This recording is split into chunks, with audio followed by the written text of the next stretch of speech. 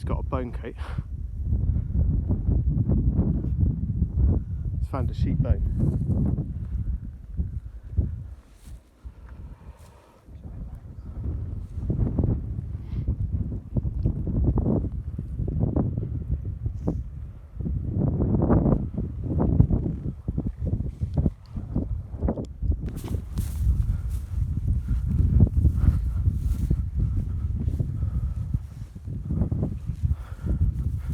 It's not a great view today, is it?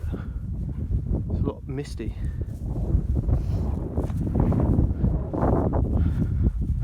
On the off-piste section, trying to find the true summit.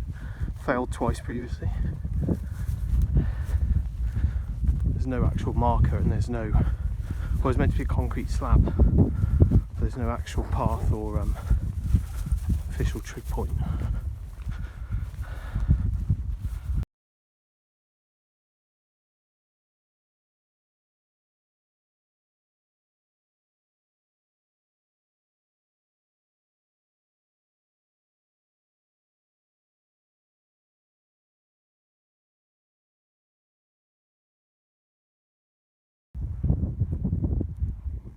So here we are with maybe Charlie's first mountain trip.